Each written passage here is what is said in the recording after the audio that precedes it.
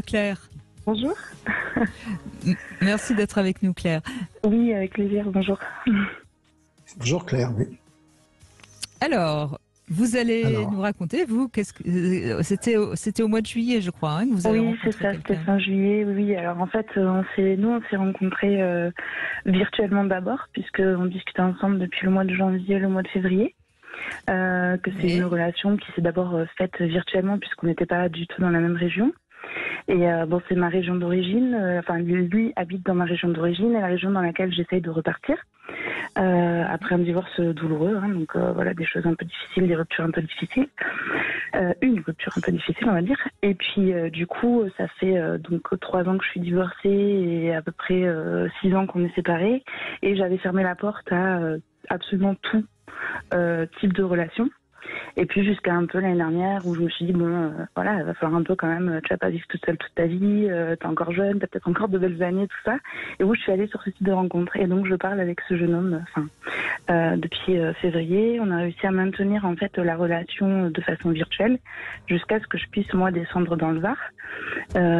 Et donc on s'est rencontrés et pour moi c'était un vrai coup de cœur.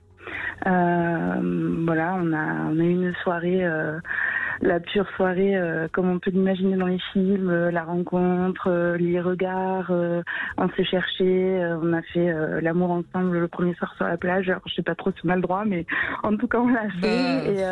Il faut pas être surpris, et c'est tout.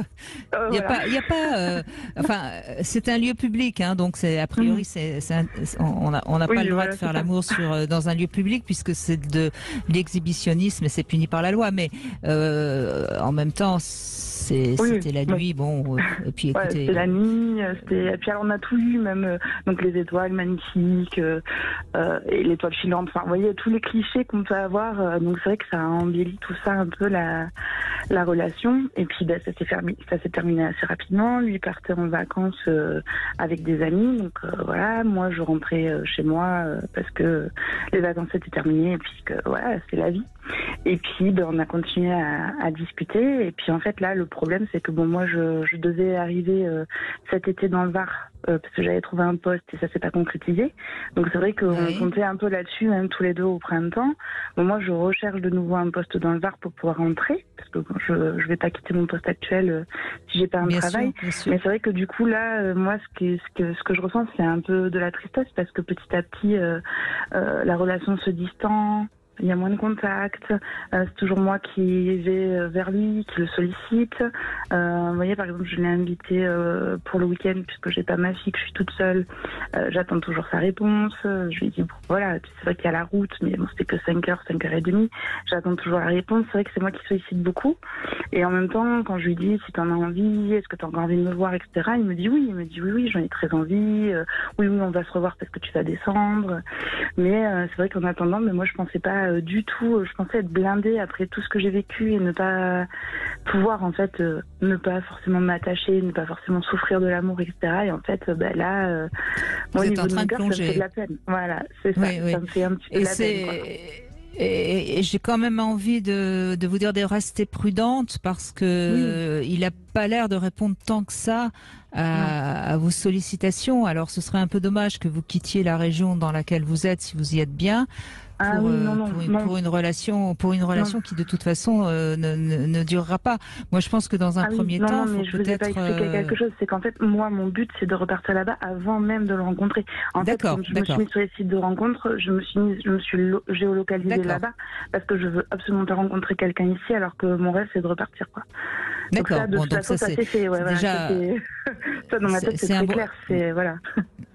Donc ça c'est plutôt un bon point parce que de toute façon vous avez envie de repartir là-bas. Mais ce qui peut être, vous savez, c'est une relation qui d'abord a mis du temps avant de pouvoir vraiment démarrer, hein, puisque vous êtes resté de février à juillet sans vous voir.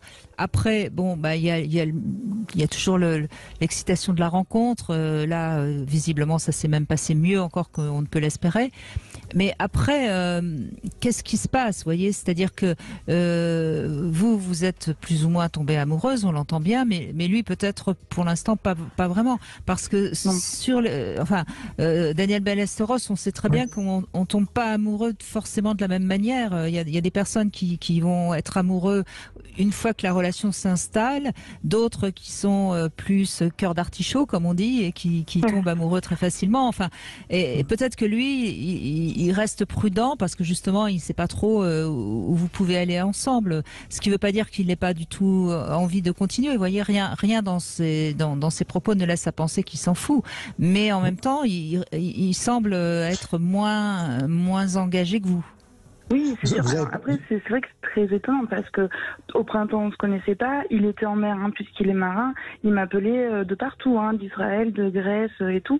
Et là, maintenant qu'on s'est vu, qu'on a eu quand même, il me l'a laissé sous-entendre, il me l'a dit, etc. Un vrai coup de cœur mutuel. Il n'y a plus rien. Moi, c'est vrai que j'avoue, c'est un peu étonnant, quoi.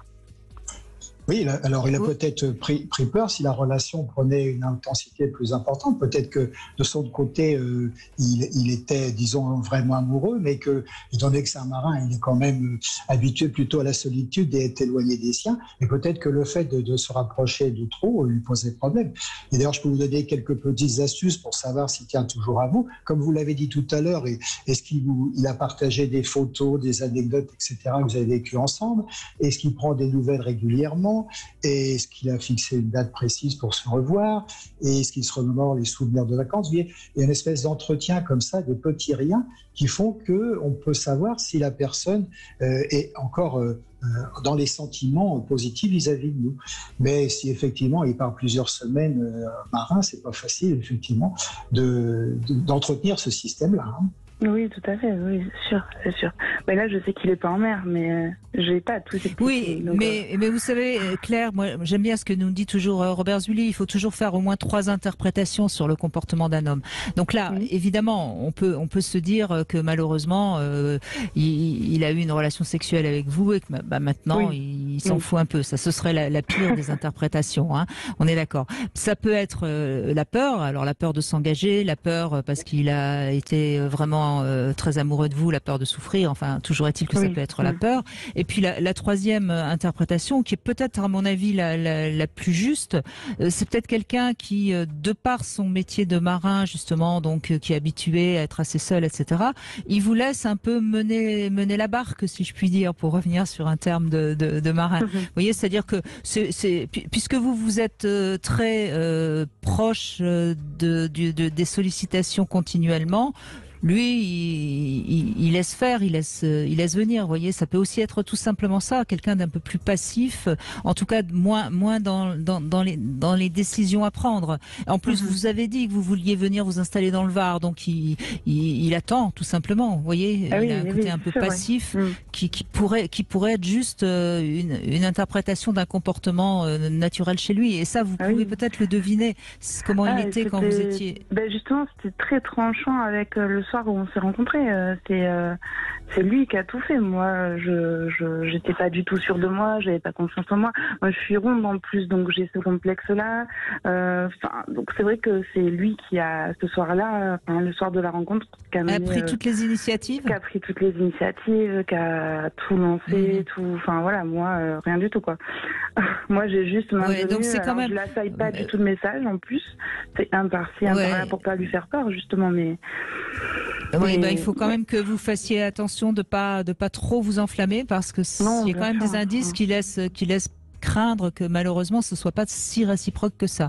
Alors après, est-ce que vous pouvez savoir si éventuellement il continue à essayer de faire des rencontres sur le site, parce que c'est aussi le danger quand on rencontre quelqu'un sur un site de rencontre, on peut risquer d'avoir rencontré quelqu'un qui continue de toute façon à essayer de faire des rencontres.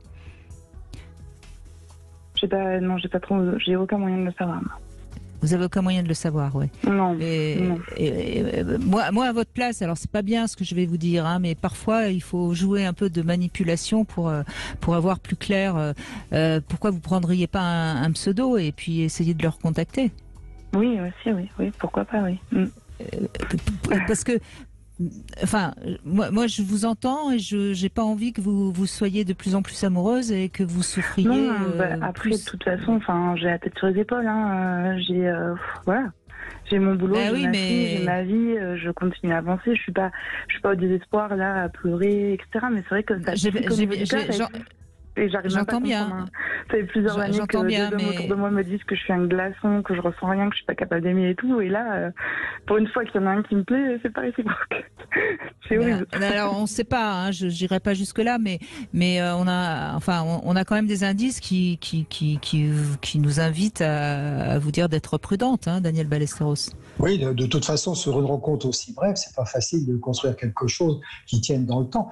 Et d'ailleurs, j'ai rien contre les réseaux sociaux, mais une rencontre, disons, entre guillemets, naturelle, avec des copains ou dans une discothèque ou que sais-je, en règle générale, tient mieux que, en règle générale, hein, je n'invite pas bien sûr, en règle générale, tient mieux que les rencontres sur les réseaux sociaux, parce qu'on le dit fort justement, souvent on cherche à multiplier les rencontres. Et en plus, comme l'amour est à géométrie variable, on peut être attaché à quelqu'un pour des raisons sexuelles, à une autre parce que ça nous rappelle notre mère, à une autre parce que... Vous voyez, il y a tout un système. Alors, rassembler tout ça sur une brève rencontre, ça me paraît très difficile. Donc, essayez de prendre du recul, relativiser, et puis voyez les signaux qu'ils vous envoient. Essayez de plus en envoyer et de voir si vous envoient des signaux dans le bon sens. Oui. Et puis, comme moi, j'aime bien toujours terminer par une note positive, au moins, ça vous donne envie d'aller dans le Var et vous alliez mettre encore plus d'énergie pour trouver les moyens d'y aller. Hein, après, c'est vrai que voilà, j'entends ce que vous dites, et moi, la rencontre naturelle, c'est mon grand rêve dans la vie. Hein. Mais le problème, c'est que je suis maman solo, j'ai ma vie, j'ai peu de temps, et puis je sors plus, et puis j'ai ma fille tout le temps, et voilà. Donc après, les choses, elles se font de la façon dont on peut les faire, quoi.